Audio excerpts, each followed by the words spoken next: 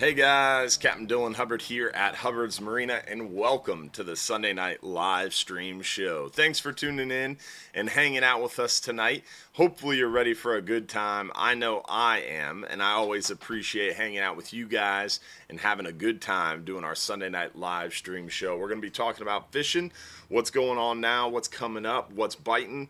We're going to go over the weather. We're going to answer your questions live during the show and make some announcements too. So sit back, relax, enjoy the show. Remember, this is every Sunday night at 7:30 p.m. So don't forget to tell your friends, hang out and tune in and watch the entire show live with us. Also, want to make sure we start out by giving a shout out to our friends over at Gator Jim's Tackle, 3301 Pinellas Point Drive South in St. Pete. If you haven't stopped by to see our friends over at Gator Jim's Tackle, you are missing out. Huge deals, killer selection, stuffed to the gills with tons of tackles. Stop by and see our friends at Gator Jim's Tackle today. Again, that's 3301 Pinellas Point Drive South in St. Pete, and tell them Hubbard's Marina sent you. Always a big warm welcome to our friends over there at Gator Jim's Tackle for helping to make this show possible. Definitely appreciate all those guys over there at Gator Jim's. Also want to make sure we tell you how to win free trips. Hopefully you're excited about the opportunity to win $1,500 in free fishing trips. That's right, every Sunday night at 7:30 p.m.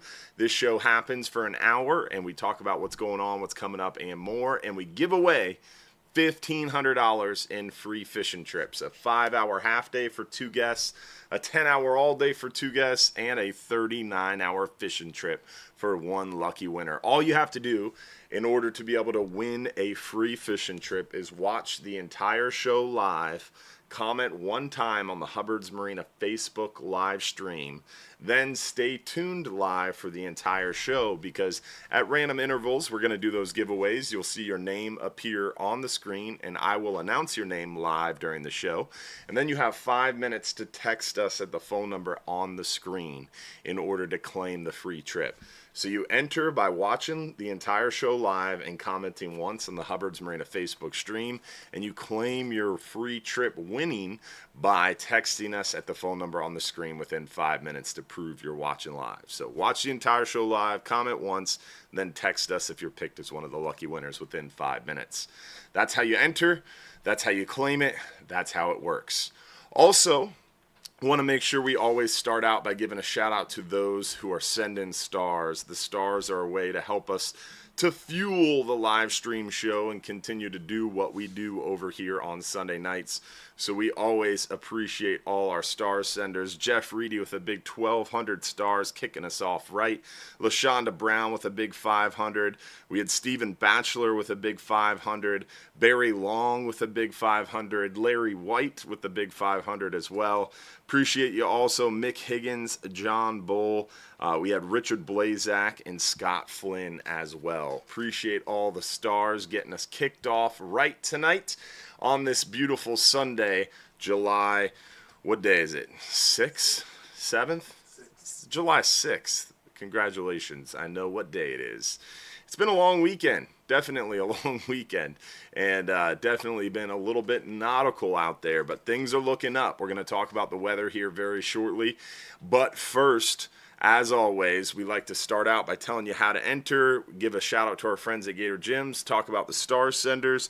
Then we always like to remind you guys to comment on the live stream show. If you're watching on Instagram, if you're watching on YouTube, if you're watching on Facebook, it helps us to reach more people if you interact. So like the live stream, comment on the live stream. Don't forget to subscribe if you're watching on YouTube and turn on those notifications.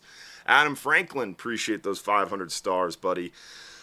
Also, with that, we always like to show you what we're catching now. Starting off, showing you inshore photos, then we work our way a little bit deeper and show you what we're catching near shore and off. So first things first, let's start off inshore and show you guys what is happening on the inshore side of things. Mangrove snapper are prolific around the area. Docks, piers, bridges, jetties, rock piles. We're seeing a lot of mangrove snapper. The black drum are also showing up in pretty good force along our beautiful beaches, jetties, bridges, dock lines. We're seeing a pretty good redfish action throughout the area. Definitely some strong redfish bites throughout the area around our mangrove shorelines, grass flats, oyster bars. We're seeing a few on the beaches and around the pass, but a lot of these fish are up in the bay. All that rain brought those fish up in the bay. I do want to comment real quickly. Our buddy Scott, he was on the show a few shows ago. You guys heard from Scott and his snook secrets. But not only is he a crazy snook fisherman, but look at these photos he sends us. I was astounded this week. He sent me this photo, and this was the morning that the storms rolled through. So the storms rolled through, and then we had a nice sunrise, and just not only a beautiful fish, but a great photo. And then you had this photo the next day with the storms looming in the background, and another beautiful stud fish by our buddy Scott, and then sunny blue skies the next day. It's so funny. Scott has sent a litany of photos this week with lots of great fish and different assorted weather, from sunrise to storms to sunny blue skies. It was pretty comical. Some nice action on the snook around the Johns Pass Bridge. Our buddy John and his friends and cohorts are catching them up underneath the Johns Pass Bridge.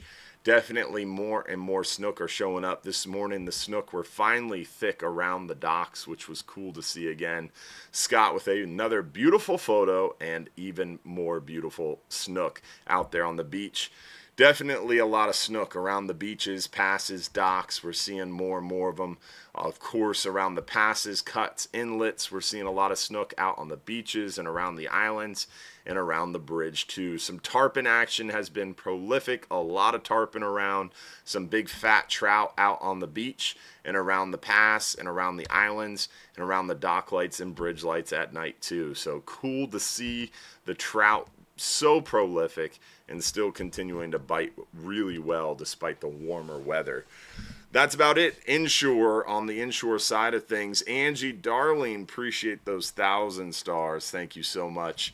Let's work our way a little deeper.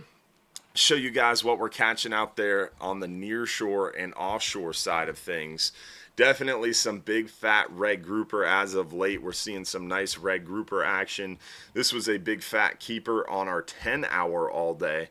We're seeing some catch and release gags. Our buddy Diogo Yamada from Fisherman's Hut there came out on a 39-hour trip with our friend Tim Duncan, and Diogo and Tim put on a clinic with the slow pitch jigs, catching a lot of really nice fish. Scamp grouper action has been pretty steady. Not a ton of them, but we've been seeing some really nice ones. Some big fat mangrove snapper doing real well on the mangroves from the 12-hour extreme to the 39. Definitely seeing some good steady mangrove snapper action. Some more 10-hour all-day keeper red grouper. We're not seeing a litany of red grouper on the 10-hour, but we're definitely seeing a keeper here and there, which is cool to see. Most of the big fat red grouper are coming up on our 12-hour extreme, 39-hour, 44-hour, and those long-range private fishing charters. But we are still seeing a few of those red grouper near shore on the 10-hour trip, which is exciting. And definitely some nice mutton, some big fat red snapper, some red grouper, and you can see some of the beautiful weather we dealt with this week in the background there. Some more fish from a 39-hour adventure.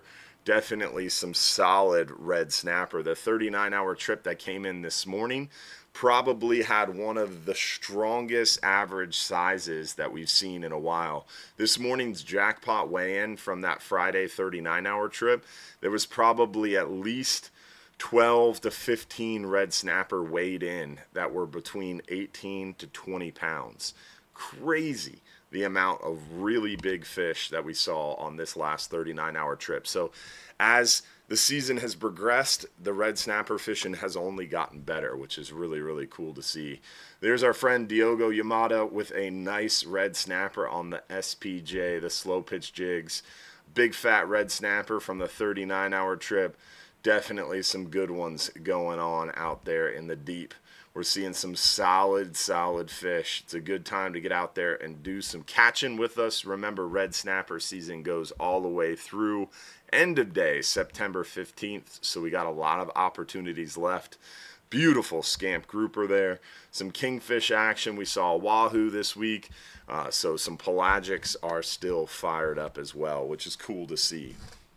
Definitely exciting to see the pelagic bite and the reef fish bite so strong. Let's get into the weather side of things and talk to you guys a little bit about what's going on weather-wise. We're definitely out of this trend that we had this past week of all that bad weather.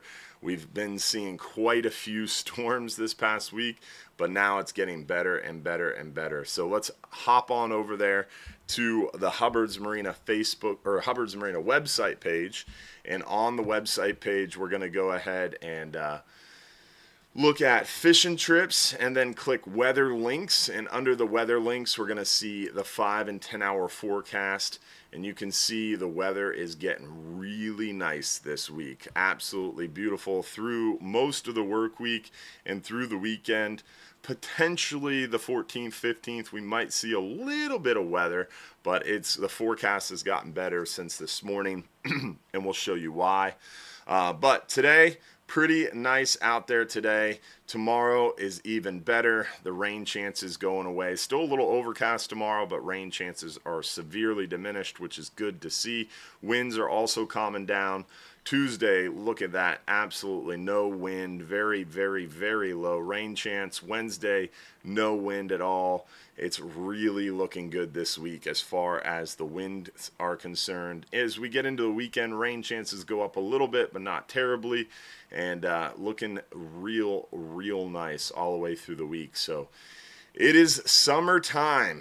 It is going to be the lake of the Gulf this week for sure. So definitely very calm, very moderate, and very beautiful. But I'll pop on over here to the weather links page again.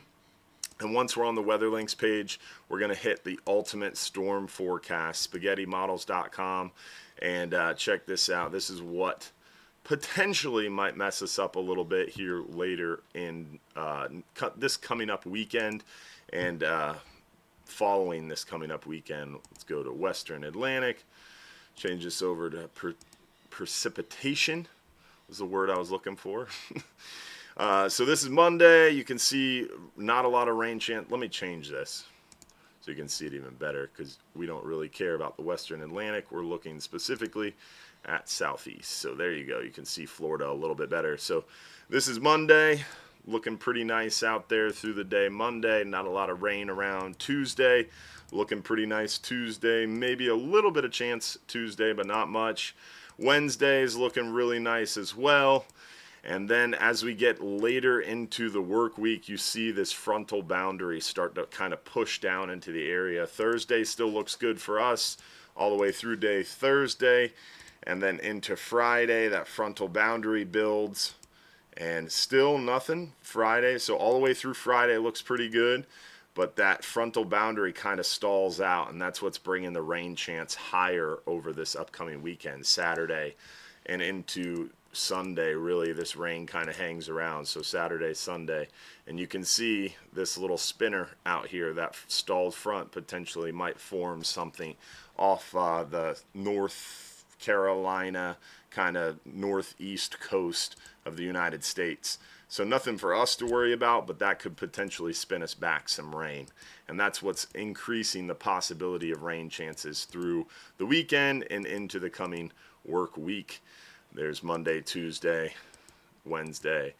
So we might see a little bit more rain and weather, potentially, possibly, this upcoming weekend. Saturday, Sunday is a little elevated. Monday, Tuesday, Wednesdays could potentially be even a little bit more elevated. But like I said, it's really early. A lot of times these forecasts change, so it's something for us to keep an eye on. But we know tomorrow is getting better, and then really looks good Tuesday through Friday. Looks great Tuesday through Friday. And even this weekend doesn't look bad. It just chance of rain goes up a little bit. That's about it. So nothing crazy, but we are going to enjoy a drier, warmer week and get back to a little bit of normal, super calm Gulf water. So super excited about that. All right. Now, we talked about the weather and we talked about what we're catching now. Let's get into some of our announcements, and then we're going to get into your questions. Remember, if you have a question you want answered live during the show, if you have a topic you want discussed, if you have a burning desire to say hello or anything like that, drop it in a text message at the phone number at the bottom of the screen. Richard Harcourt, appreciate that. I don't even know what you call that on YouTube, Josh. What's that called? Super. A super. All right, it's not a star. It's a super on YouTube. Appreciate you, Richard Harcourt. Jason Richmond, appreciate your stars on Facebook as well. All right, so first things first, Red Snapper update. Remember, Red Snapper season goes all the way through end of day, September 15th. So super excited that we have so much more Red Snapper season left. Virtually 2.5 more months of our Red Snapper season.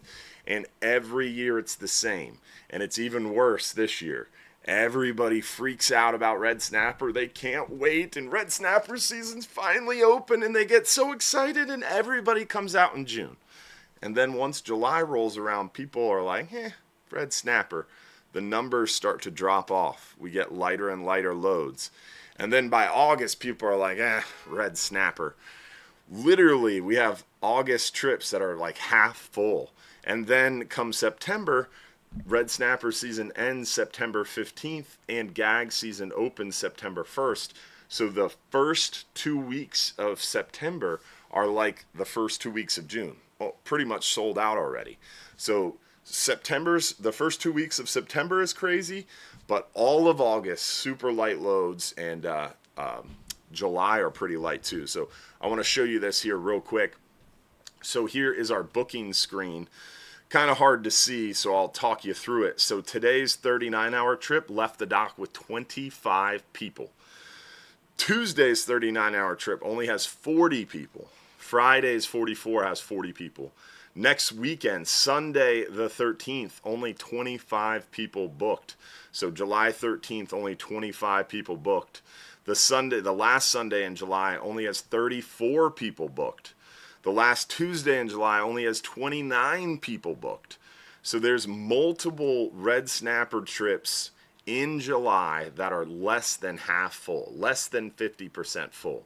So lots of light load opportunities. And then in July, these other trips, the other Tuesday trips are 35, 40. Friday trips are always going to be more busy. So almost all of the Friday trips are still in the mid 40s, mid to upper 40s.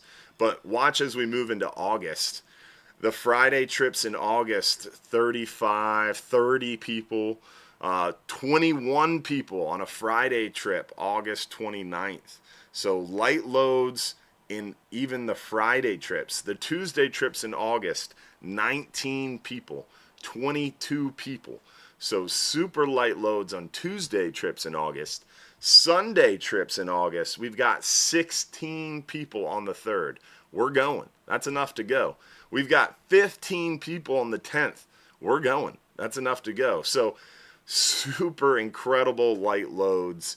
Sunday, August 3rd, Sunday, August 10th, Sunday, August 17th, only 23 people going. So less than half full, like 30% full on Sunday trips, only about 50% full, 40 to 50% full on Tuesday trips, and then Friday trips are at like maybe 30 to 40% full in August. So super, super light load. Look at these extreme trips in August.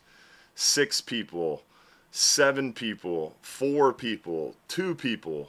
So there's a super, super light load trip for you for Red Snapper, because I think a lot of people are confused that they think Red Snapper for private recreational anglers are only open June and July, and then they're closed in August, and then they reopen the first 2 weeks of September. So I think a lot of people are confused, not realizing that for federally permitted for-hire boats like Hubbard's Marina, Red Snapper season is still open in August.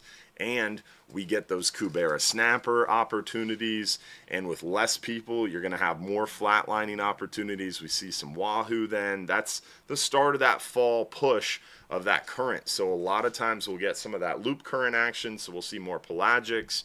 I'm excited. August is going to be a great month to go out there and crush the fish and not have all those people on the boat. More elbow room.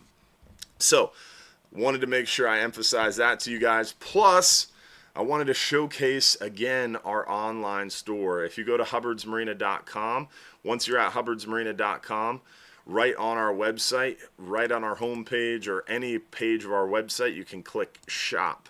When you click shop, it brings you to our new online store.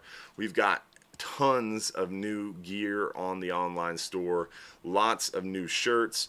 We've got our new Don's Dock shirt. We've got a cool new design for our Off the Hook shirt. So if you enjoy our Sunday night live stream show, you can get a shirt with the Off the Hook Sunday night live stream logo, which is right behind me on the wall. So lots of new apparel on our online store. If you haven't checked it out yet, it is pretty darn cool. I really like this Hogfish shirt. It's one of my favorite shirts that we have.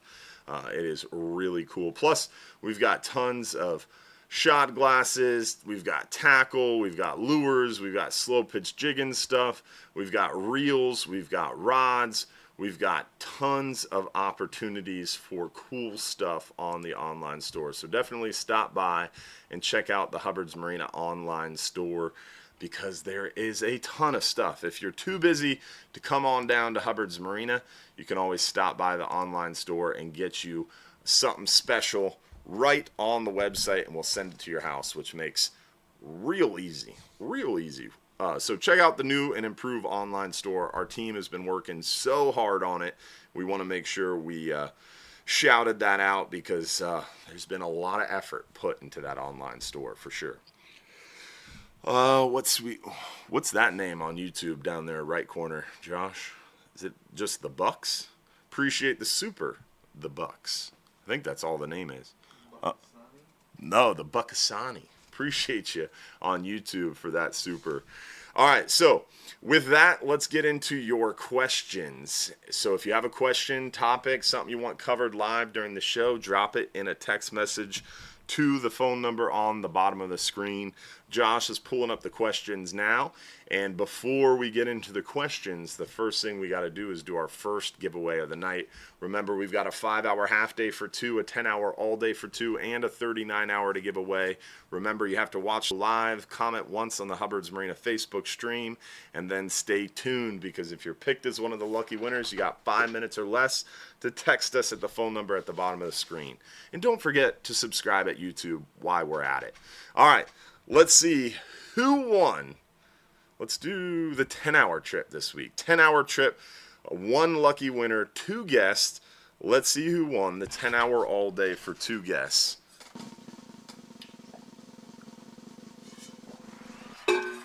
Congratulations, Tom. You got the 10-hour all day for 2 guests. Very, very exciting. You got 5 minutes or less to text us your home address, Tom, and we'll send you out that free trip certificate. All right, let's get into the questions and see what's going on question-wise, and we'll get rolling on that.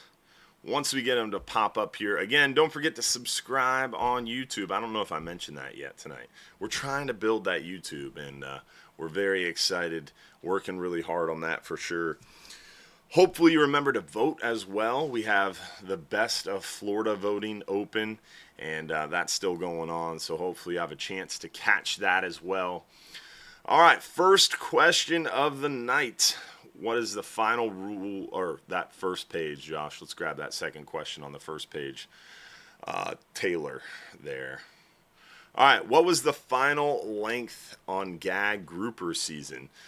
Gag grouper season was not quite finalized yet, but I did talk to our friends over at National Marine Fisheries Service and the Southeast Regional Office, and they made it abundantly clear it is scheduled to be finalized this week. So hopefully we are going to see the final gag grouper season announcement come out this week. Remember, gags are going to open September 1st, and they're going to be open from 14 to 20 days. So we're expecting about 14 to 20 days on gag grouper season, but we know it's going to open September 1st, and we're hoping that it's going to be open for at least 14 days, but maybe up to 20.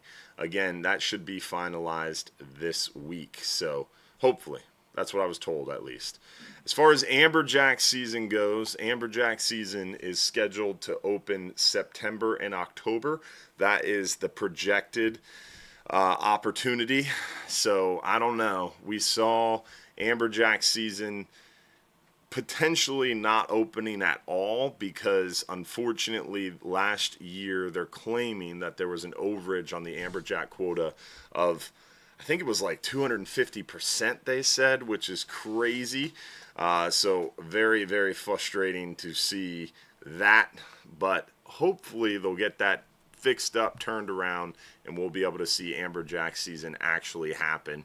But we were told it was going to be September and October, so we'll see if they actually make a season happen. I don't know. Have we crashed on Facebook completely? Facebook is down. YouTube is still up, though. YouTube is still up. I'm going to try to work on getting Facebook back up right now. Yeah, that's weird, man. Facebook has been having issues lately. We saw that. Oh, Instagram's still up, too. Instagram's up. Instagram and YouTube is up, but Facebook is down. So amberjack season is a big question mark to answer the question. Unfortunately, we're just not quite sure what's going on amberjack season wise, but they should be making a finalized gag season announcement, like I said, in the next week or two, and then very shortly thereafter they're going to start working on that amberjack season and finalizing that. So we'll see. I don't know.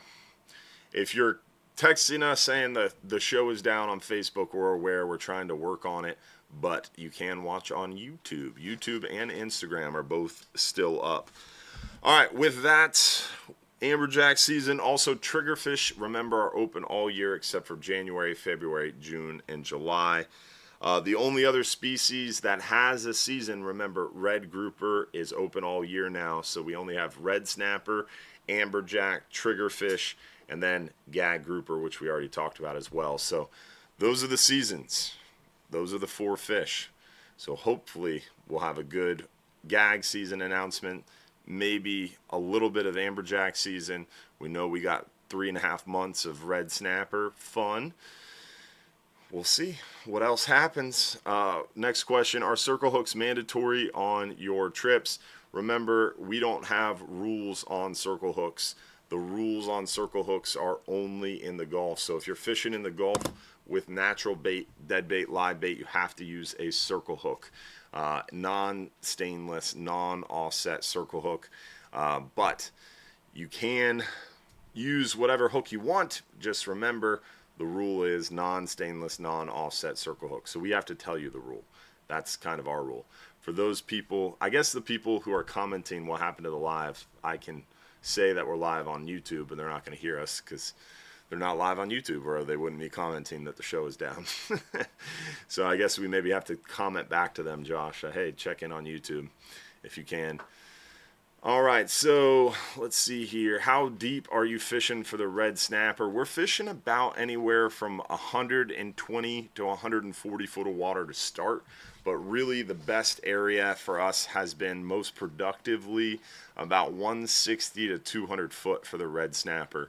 We start fishing a lot of times around 120 to 160 for the mangroves, the yellowtail, that kind of thing. But we are definitely seeing more of the red snapper as we get deeper. So kind of starting the night out on our 39-hour trips in that 120 to 160 area, hunting the mangroves, the yellowtails, the vermilions, the porgies, and then during the day we're pushing a little deeper and trying to get after those red snapper in those deep water areas, and definitely doing pretty well, enjoying it, catching a lot of fish. Like I said, definitely making things happen. Are you still assigned a spot on light load trips, or can you fish from different areas of the boat? On all our trips, you're assigned a spot when you make a reservation, but you can move around. If it's a light load, there's not a lot of people on the boat. What I always tell folks is when you start fishing, you can move. You can't go moving around the boat the whole trip, but if you have a lighter load and there's generally, like for example, if we have 20 people on the boat, you're going to have 20 people scheduled, but you're going to have probably 18 of those people on the back fifth of the boat. So unfortunately, The people on the back get really crammed in there because everybody wants to try to fish the back for some reason, and the sides will generally be wide open. So we tell people when we start fishing, you can spread out a little bit. You can't make someone else move off the back to give you more room, but you could choose to get off the back and go up the side and find an open spot. You just can't encroach on someone's fishing spot that they have booked. But you can definitely move when we first start fishing. You can't go moving around the boat all day. Like if you see this person catch a fish, you can't go up and sit by them and fish next to them, but you can move at that very beginning area and get yourself some more elbow room. So you still have assigned spots, but we are flexible on those lighter load trips. How deep are you fishing for red snapper on the 12-hour trips? Pretty much the same, about 140 to 160 is generally about the starting area, and then we'll fish up to about 180 or so. So that's kind of the go-to that we've been hammering. Josh, let's just keep going, because if we're having problems now, we'll have more problems, and we might as well just continue and try to text everybody to go over to YouTube if we can. Do you have an opportunity for my 12-year-old son to get some volunteer hours? We don't have anything specific for volunteer hours, but we work with a lot of groups, a lot of nonprofit groups. One I would recommend is maybe the Trash Pirates in Madeira Beach, which is marine debris cleanup. You have the Ghost Trap Rodeo, Ocean Aid 360. There's a bunch of different marine debris related organizations out there where you can go pick up trash or marine debris, and that would probably qualify for those community service hours you're looking for. What is the full capacity of the boat? The boat we go out on is licensed for over 110 passengers for the 10-hour trips. For the 39 and 44-hour trips, the boat's got a capacity of over 120 passengers, but we limit the Florida fishermen to only 60 people on a 10-hour, 65 on a half day, and up to 50 on a 39-hour trip. But, I mean, super light loads come August, and pretty light loads even in July, too. So if you've got 25 people on the boat, boat's licensed for 120, it's got 78 rod holders, we only allow up to 50, and we've got 25, that is crazy light, lots of room. All right, next question, what do we got? Who won the 10-hour? Tom did, and he's already responded. Can you request to be moved if smoke is an issue? Yeah, you can always talk to the crew if you're having a problem on the boat. If someone is smoking around you and it's bothering you, talk to the crew off to the side, and we'll try to do the best we can. If you're sensitive to smoke, I always recommend the bow, because remember, we always anchor into the wind. So that is going to be your smoke-free area fishing on the bow. It's going to be more room, more elbow room, and it's going to be, but on like our 5-hour trips, our family friendly trips, we always are a little bit more strict, and we tell people, hey, you got to wait till the engines are on and the boat's moving to smoke, and you got to smoke at the back of the boat and fully extinguish that cigarette and throw it in a trash can.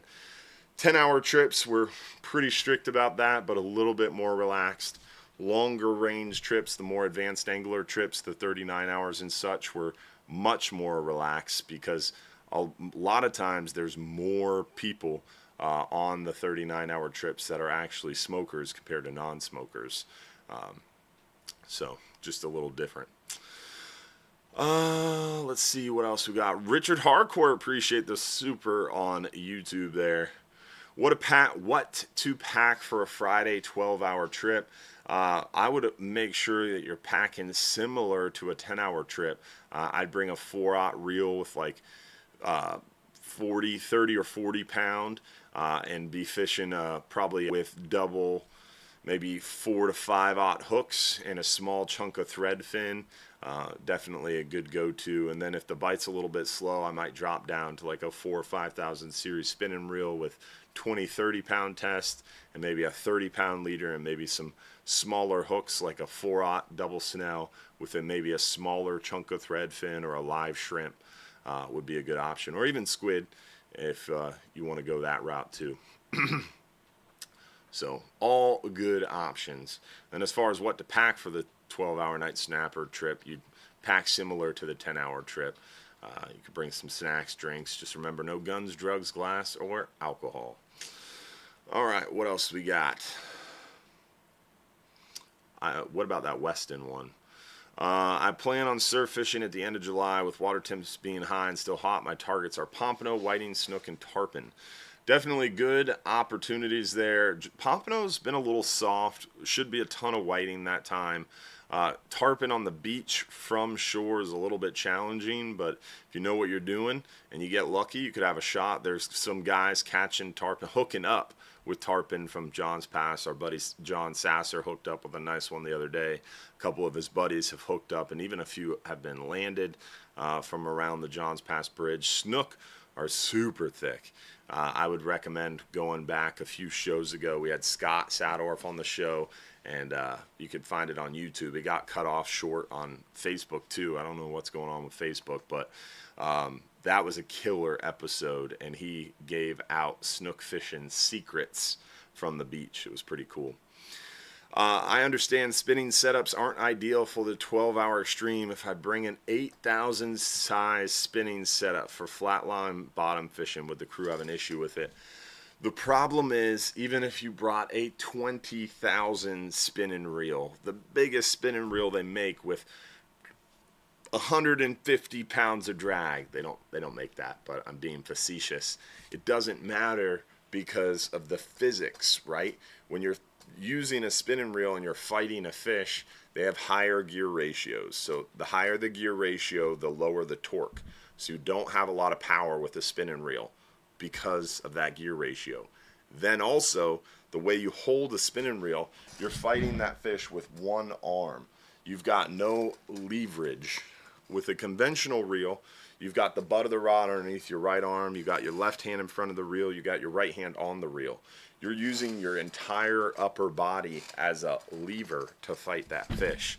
So a $200 conventional reel is going to be far superior for bottom fishing compared to a $1,200 spinning reel, because that $200 conventional reel has more leverage.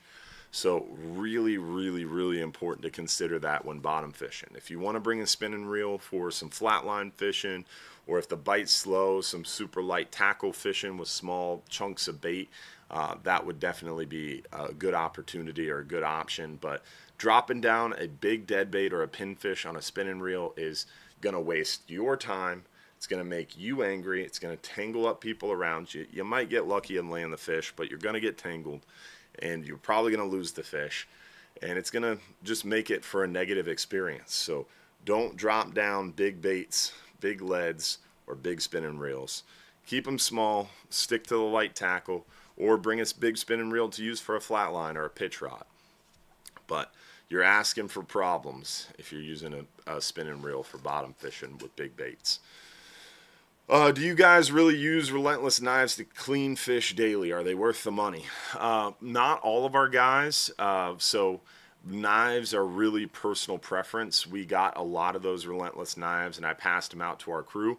Some of our crew just are not that responsible and ended up leaving them around, so I recollected them and rehomed them. But some crew used them and didn't necessarily like them because everybody's got their favorite blade, right? Some people like a long straight blade, some people like a small curved blade, some people like flexible blades, some people like thinner blades, some people like wider blades. It's kind of personal preference and what you've been used to using.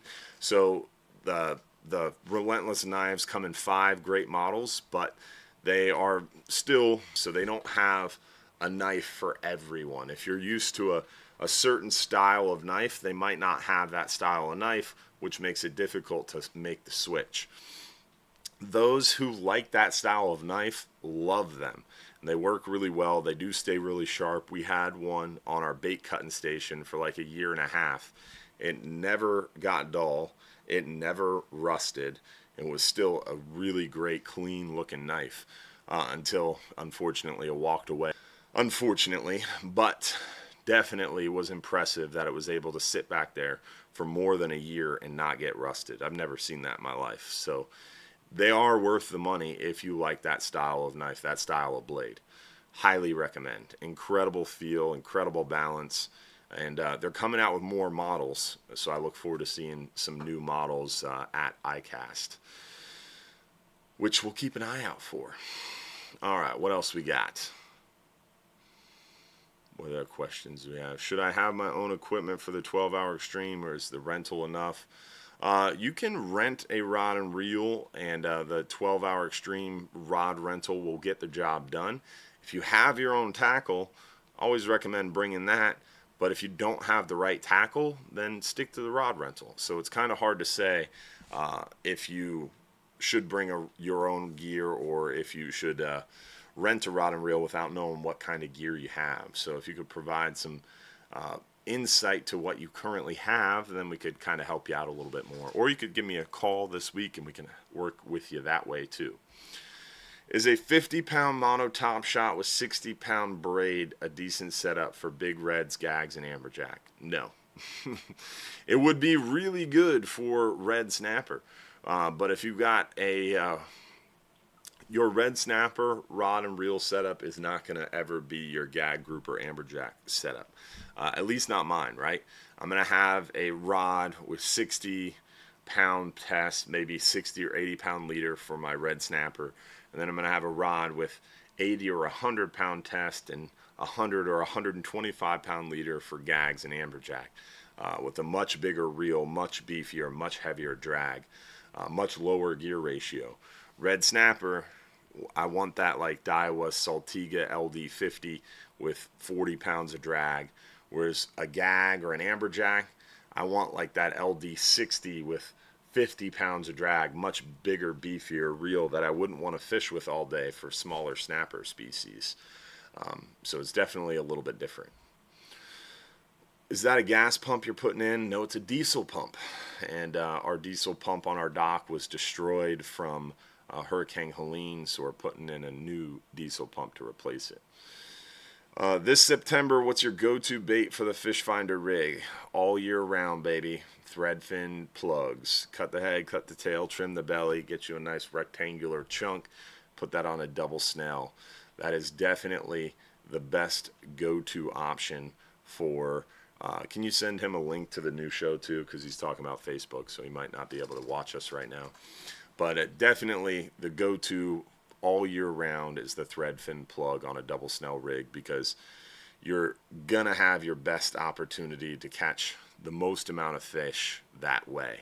And then if you see some bigger fish coming up, I might crank that up, hook it up, and then I might grab another rod with some heavier drag, bigger line, single hook, and drop down a live bait or a big dead bait. Or if the bite's slow and I'm not catching fish, I might grab a different rod with some lighter tackle, smaller hooks, and maybe change to a smaller chunk of thread fin or a live shrimp. All right, what else we got? Anything else, Josh? I'm booked for a stern seat, which state does not have a trolling rod holder. Does this mean I'm unable to troll? So remember, you don't need a stern spot to troll. If you're booked on the bow, you can still troll. If you're booked on the sides, you can still troll. It's just the people along the stern with trolling spots have the opportunity to troll first.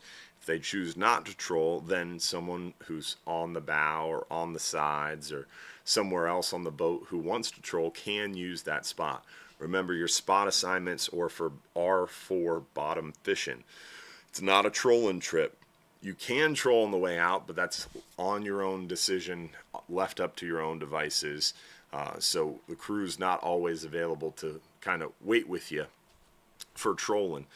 So if you have the itch to troll, just know that you have to kind of play it by ear and then work with people around you to make it happen. The Nomad DTX plug, the Rapala X-Wrap lures are all good options once you're more than 25-30 miles offshore. The first 25-30 miles, doing a planer and spoon is probably your best bet. On the 39-hour trip, can you use a descending device instead of a venting tool? Yes, you can bring a descending device if you want. You can descend all your fish. It's up to you. If you are an experienced angler, a venting tool done properly in the right way, in the right place, quickly can be as effective. But if you're not really good at venting, descending is probably going to be healthier for the fish. So it's kind of personal preference, but I'm really, really well practiced and good with a venting tool, so I prefer to vent fish because I can get them up quick, off the hook quick, vented quick, and back in the water quickly. I'm not as experienced with the descending device, so I'm actually keeping that fish out of the water longer if I use a descending device, which is unhealthier for the fish. So the time at zero, the time at surface is going to be exponentially detrimental to the fish. So you want to decrease the amount of time on the surface as much as you can. So that's why I like venting, because I'm quick and I can get that fish back in the water quick. But if you get good with a descending device, you're not putting an extra hole in the fish. It's really easy to do. And yeah, descending device is actually, in a lot of cases, scientifically proved more effective for fish, especially for average Joe angler. Going out in the 12-hour full moon trip Friday, any predictions on the current and how much weight would be needed? Not seeing a lot of big current, especially in that 120, 110, 120 foot area on the 12-hour night snapper trip. So I would probably suggest doing about 4 to 6 ounces of weight. Go back to that other one up for me. That one. So this person said, I want to take a charter fishing trip, but it's just me and my boyfriend. Can you connect us with other people that love private charter split trips so we can split the cost 6 ways? We don't do split charter trips like that, but we do have the 12-hour extreme trip, which is a private charter 12-hour trip. So it's a split charter trip. So you don't have to go through that rigmarole of trying to find other people and split the cost of a charter. Book a 12-hour extreme trip. It is a split charter. You're splitting the cost of a 12-hour private charter on the Flying Hub 2, a private charter boat, with 16 other people. We only take up to 16. That boat, plenty fishable with 16 people. And come August, a lot of those trips don't even have 16 people on them. So some really good opportunities to get out there, and that's a split charter style trip. All right, well, let's see here. Does that work? It'll work for who was ever in the show. Yeah, so we'll do that, and then we'll announce it. If they're watching on YouTube, they can still text us. If they're not watching on YouTube, we'll announce it next week. All right, so we're going to do a giveaway. We did our 10-hour giveaway already. Let's go ahead and do the 5-hour giveaway. For one lucky winner, 2 guests, 5-hour half day for 2 goes to David Amato from Pompano Beach. Congratulations. If you're watching on YouTube, you got 5 minutes or less to text us. If you don't, we'll announce this next week and give him another chance to claim it next week as well. All right. Let's see, what other questions do we have here? What style of circle hook has the best hookup performance?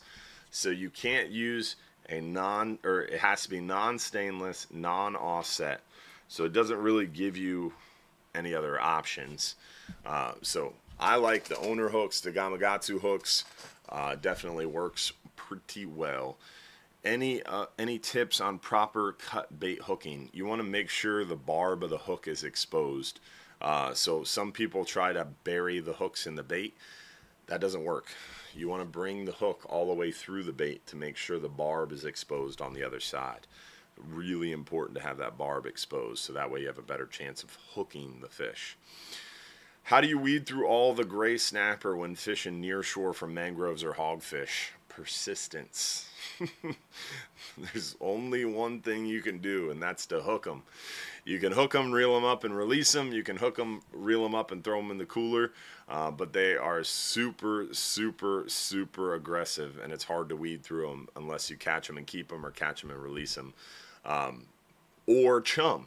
Chumming works really well, too, because then you'll fill them up, and once they're filled up and full, they'll stop biting. You guys, do you know why we are catching fish here in the Big Bend on the flats that you only normally catch in South Florida? Started out with snook, and now we're catching barracuda. That's crazy, catching barracuda in the Big Bend. Sea surface temperatures. We're definitely seeing higher sea surface temperatures in the Gulf further north than ever before. That's why the snook have moved. They're catching snook in Alabama, which is crazy. Normally, snook only went up to like Tampa. Now they have a huge population of snook in Crystal River. They're seeing a lot of snook in the Big Bend and all the way through the Panhandle. Our buddies in Destin are seeing some snook occasionally, which is crazy. So higher sea surface temperatures. I went out on the 39-hour trip last week. It was a life experience, and I plan to do it again. That's who actually won the 5-hour? Yeah, that is true. Well, hopefully he'll watch next week if he doesn't text us back. Let's see, what other questions do we have? Someone said something about a chicken rig. That's a good question. When gags open, any idea on bag limits? So gag bag limits are 2 fish per person per day. That's the rule on the books. At the April council meeting, they asked for an emergency rule to make it 1 gag per person for this September 2025 season. But it sounds like there's not going to be a possibility for that rule to be in place. So if they don't see that rule in place, then that means we're going to have 2 gags per person per day like we're supposed to get. So seems pretty probable we'll probably have 2 gags per person per day. 12-hour extreme trip is $3.99. It gives you about 7 to 8 hours fishing time. It's 5 a.m. to 5 p.m. And we head out there at 5 a.m. Normally you're fishing by 7:30, and you get a solid 7 to 8 hours fishing time. About a 2.5, 3 hour ride out on average. No, 2 to 2.5 hour ride out on average. Is a Penn Senator 4-aught a good all-around reel with 40-pound line for snapper and grouper? It's a good all-around reel, but it's a little small for some of those bigger fish. Gag, grouper, amberjack, way too small. But for most fish, like on a 10-hour trip, that's great. Great all around. 12-hour extreme trip, it's a little small. 39-hour, it's a little small. It would be my smaller setup that I'd bring. Maybe have 40-pound, 40, 50-pound leader. I'd use that for like mangrove snapper, and then I'd have a little bit bigger reel, 60, 80-pound test, maybe a 40, 45-pound drag for the bigger fish. What is the policy when lightning starts to surround the boat? Hold on. Go inside. Unfortunately, it is the state of Florida. We get surrounded by storms, and you don't always know when it's going to happen. So all we can do is use our radars on the boat and try to avoid storms when possible. If they're unavoidable, try to push through them, or if it's really, really nasty, sometimes you have to just stay anchored up and wait for them to pass. And all we can do is try to be as safe as possible by protecting our guests and doing the best we can. But storms are somewhat unavoidable. We guarantee an excellent client experience with superior guest service, but we do not control the weather, and we cannot make fish bite. All we have to do, or all we can do, is work with the Mother Nature and try to provide the best possible experience, and use our forecasts and our knowledge and our experience to try to pick and choose the best days. Any update on the walkway that was torn up by the pass? Remember that? The city manager decided to just tear up that sidewalk on the north jetty of Johns Pass, and then people emailed, and he was like, oh, it's just under construction. We'll have it built in 9 months or less, or whatever. I think he said like 6 months or less. That was his email response to people who reached out upset. They said the other day in a public meeting that it would probably be like 2.5 years before they get that, if they get the permit to rebuild that. So, yeah, Robin Gomez, the city manager of Madeira Beach, is a total incompetent fool. I cannot believe he did that without any public input, without any advice or input from the mayor. I can't believe he still has a job. But that's government for you, baby. You can make a total fool of yourself and pull a total kerfuffle and make a irreversible mistake and mar the city's reputation and cost the taxpayers countless thousands of dollars, and you keep your job. It's mind-boggling to me. Sounds like I'm in the wrong business. I know. I need to get a city manager job. He gets paid crazy well too, man. And during the hurricane, his house got destroyed. Man, he's been living at City Hall in a nice, cushy setup. It's crazy, dude. Crazy. It makes me so angry. My blood boils. How much harm he has done to our city. It's crazy. Moving into the lighthouse. It's nuts. Let's see here. Do you give away rods at OCC Roadhouse? Yes, we give away custom bull bay rods at OCC Roadhouse. Our next OCC Roadhouse event is July 22nd from 7 to 9 p.m. July 22nd. Remember, every fourth Tuesday of every month. Do you sell Hubbard's Marina bull bay rods in your shop? Yes, we do. When is the next time you're going to do a trip raffle for the gift shop? Normally we do those during events. We need to have another event. Also, city manager of Madeira Beach, Robin Gomez, canceled Final Friday. He said, and I quote, "If it ever comes to a time where caddies can't sponsor Final Friday, the city will take it on." Well, he lied and canceled Final Friday when it came time for caddies to say, hey, we can't do this because caddies got destroyed. So another really cool thing the city manager did was cancel Final Friday events. Hello from Sand Key. How deep for black grouper? So true black grouper are something you can catch off our coast, but we don't see a ton of them. We don't catch a lot of them. It's one of those things we catch them every now and again, and I've seen them as shallow as 80 to 100 foot. I've seen them as deep as 400 foot. So you never know. Have you seen the picture of the carbon fiber rod that get hit by lightning? Yes. Seen it, scared by it, and lightning is not cool. All we can do is do the best we can to, again, be as safe as possible. What drag do you recommend on the 12-hour stream? If you were bringing one rod and reel on the 12-hour stream, I would bring at least 40 pounds of drag. Daiwa LD50, Saltiga LD50 2-speed is what I like for the 12-hour stream. Kind of a good all-around setup. At least 40 pounds of drag, though. Probably 60-pound main line, 60, 80-pound leader. 6 and 8 ounce egg sinkers. Let's see. I have access to blue crabs for bait. Would using a half a blue crab be a good bait for a 10-hour trip? You could try it. Red grouper love crabs. Some of the biggest red grouper I've seen caught were on crabs. So crabs work well for red grouper. They like them. They're crustacean eaters. Small blue crab, you might even see a hogfish, really big hogfish.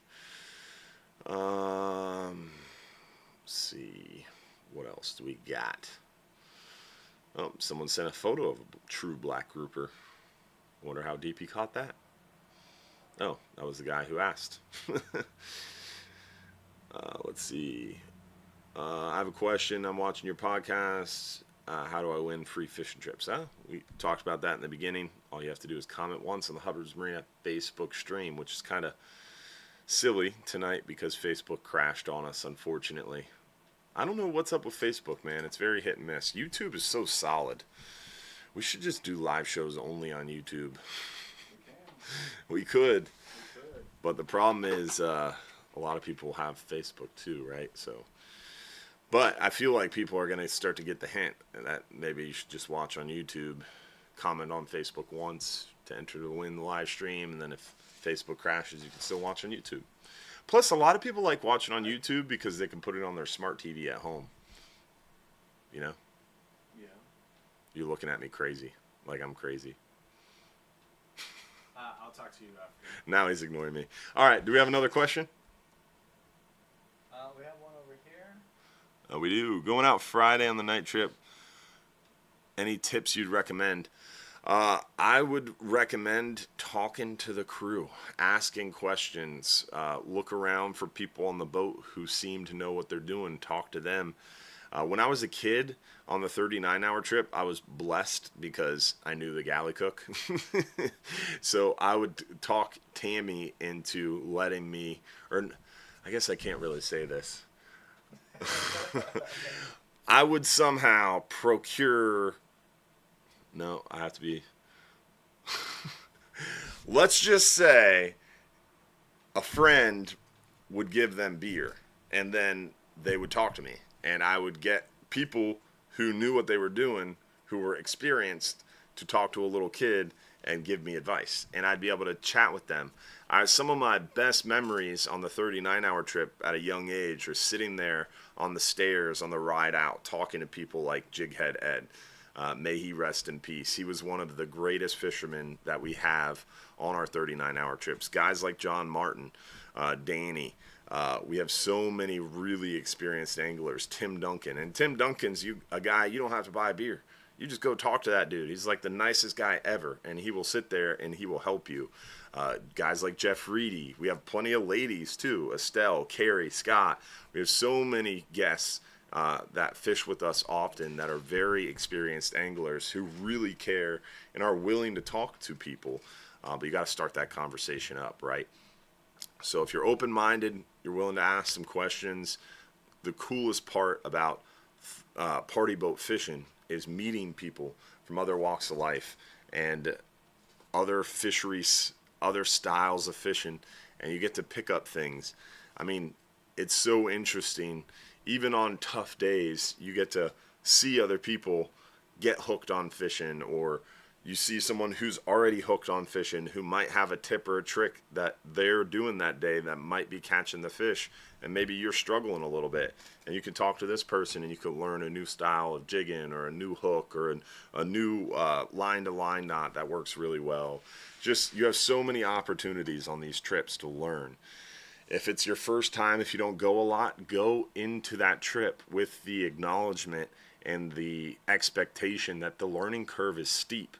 If it's your first time, don't go out there with the expectation to come home with a huge stringer of trophy-sized fish.